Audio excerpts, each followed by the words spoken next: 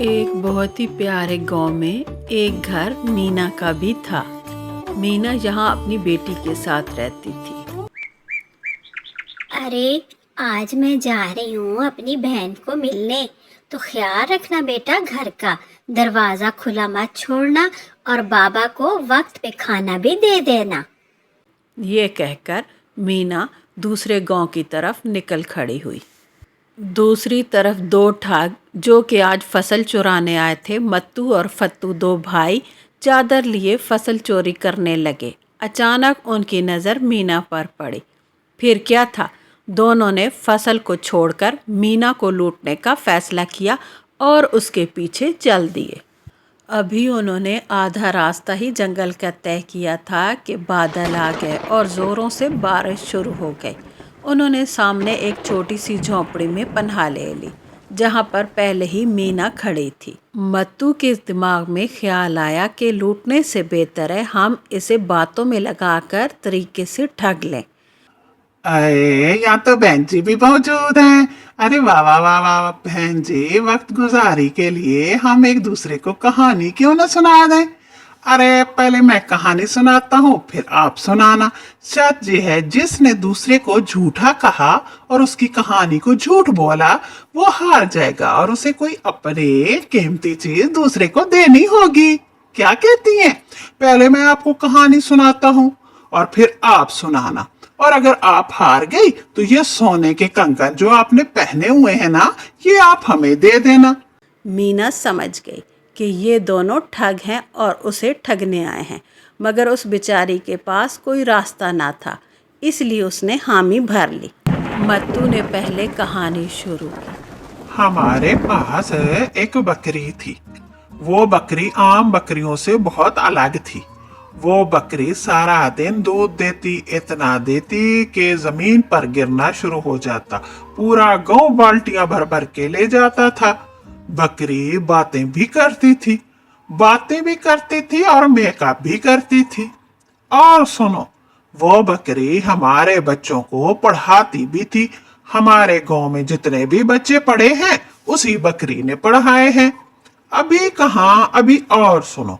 हमारी बकरी के सींग इतने बड़े थे कि हम दाएं सींग पर बैठते थे तो हम नेपाल पहुंच जाते थे नानी के घर, और फिर हम बाएं सींग पर जब बैठते थे तो हम पहुंच जाते थे पाकिस्तान दोबारा से अपने अब्बू के घर। ऐसी थी हमारी बकरी, मगर अफसोस एक दिन वो गुम हो गई जंगल में और फिर हमें मिली ही नहीं। अब मीना खामोश खड़ी थी। उसने ना तो उन्हें झूठा बोला और ना ही जवाब दिया। मत्तू ने तंग आकर बोला, अरे बहन जी, अच्छा तो अब आप अपनी कहानी सुनाओ, हम भी देखें कि आप क्या सुनाती हो। फत्तू मत्तू की फजूल कहानी से परेशान नजर आ रहा था, लेकिन चुप था। मीना ने भी थोड़ा सोचा और एक कहानी शुरू की। वो बोली, हमारे पास एक गाय थी। वो गाय कोई आम गाय नहीं थी। मेरे अब्बू ने मुझे शादी पे तोहफा दिया था, और फिर एक दिन उस गाय को एक छोटा सा सर में जख्म आया।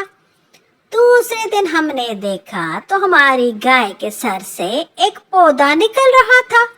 वो पौधा देखते ही देखते बड़ा हो गया और फिर उसमें कपास आ गई। हम वो कपास चुनते थे और ढेरों ढेर कमरों में भरने लगे। फिर हमने उसे मिल पे बेचा और उसी कपास से कपड़े बनने लगे। अरे ये फूलों वाली चादर भी तो उसी कपास से बनी है। लो, ये चादर मेरी है, मुझे दे दो। अब मत्तू और फत्तू इस बात पे भी खामोश रहे, क्योंकि अगर वो कहते ये झूठ है तो उन्हें चादर के साथ साथ कोई कीमती चीज़ देना पड़ती। इसीलिए उन्होंने चुप करके अपनी चादर मीना को दे दी। इतनी देर तक बारिश भी रुक चुकी थी। दोनों भाई दूर खड़े सलाह कर रहे थे। फत्तू बोला, अरे क्या हो भैया, सुबह से कहानी सुनाए जा रहे हो, मेरी बकरी। दफा करो, अभी मैं उसको ये डंडा दिखाता हूँ और डंडे से मार मार के उससे कंगन ले लेंगे। इतनी सी बस बात है।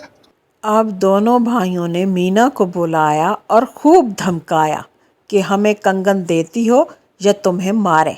مینا بیچاری بھی بہت ڈر گئی، لیکن اس نے ذہانت سے کام لیا اور کہنے لگی، ارے بھائیوں، مجھے کیوں مارتے ہو؟ میں آپ کو کنگن دینے کو تیار ہوں۔ کنگن ہی میری کلائی سے نہیں اترتے تو میں کیا کروں؟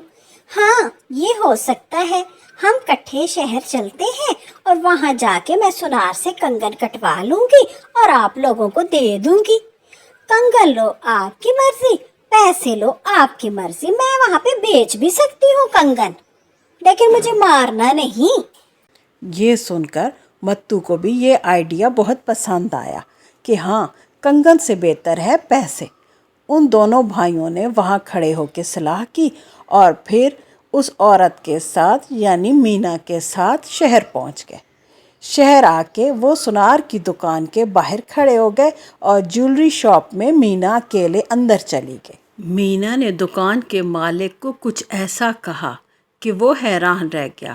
اس نے تو یہ چیز کبھی خریدی بھی نہیں تھی، مگر وہ لالچ میں راضی ہو گیا۔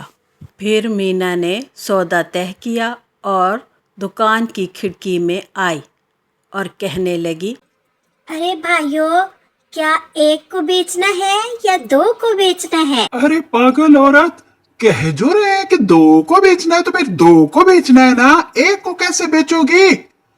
یہ بات سننے کے لیے خود سنار بھی کھڑکی میں پہنچ گیا۔ متو بولا، ارے 2 کو بیچنا ہے جناب، 2 کو سنتے ہو نا، 2 وہی 2 کو بیچنا ہے۔ بھائیوں، میں نے کنگن بیچ دی ہے، اب اندر آؤ اور مرد کا انگوٹھا چاہیے، انگوٹھا کاغذ پہ لگا دو اور پھر اپنے پیسے لے لو۔ ہائے میرے کنگن، کیا میں جا سکتی ہوں؟ اجازت لے کر مینا ایک طرف کو چل دی۔ وہ کچھ اداس سی نظر آ رہی تھی۔ متو کی تو خوشی کی انتہا نہیں رہی تھی۔ خوب ناشتا ہے، آج وہ بہت بڑا ہاتھ مار چکا تھا۔ آگے جا کر جیسے ہی وہ سنار کے پاس پہنچتے ہیں تو سنار کہتا ہے، میں نے تمہاری بہن کو پیسے دے دیے تم دونوں کے، اب 1 سال تک تم دونوں میرے ہاں کام کرو گے بنا تنخواہ کے۔ یہ خبر سنتے ہی دونوں کے پیروں تلے زمین نکل گئی۔ فتو یہ خبر سن نہ سکا اور وہیں گر کر بے ہوش ہو گیا۔ متو کبھی ادھر کو جاتا تو کبھی ادھر کو جاتا، اسے کچھ سمجھ نہیں آ رہا تھا۔ آخر اس نے وہاں سے روتے ہوئے بھاگنے کی کوشش کی۔ سنار بولا، ارے واپس پلٹا، میرا سالا پولیس میں ہے، اتنے ڈنڈے پڑواؤں گا کہ یاد کرے گا، چل ادھر اور کام پہ لگ۔ متو روتے ہوئے واپس پلٹ آیا۔ اب متو صاحب جو خود کو بڑا چلاک سمجھتے تھے، وہ سنار کی دکان پہ جھاڑو پوچھے کا کام سنبھال چکے تھے اور فتو کو ڈور مین کی نوکری ملی۔ اب وہ سارا دن کسٹمر کے آگے دروازہ کھولتا اور بند ہی کرتا رہ جاتا تھا۔ اسے کہتے ہیں برے کام کا برا نتیجہ۔ تھینک یو، ٹیک کیئر، اللہ حافظ۔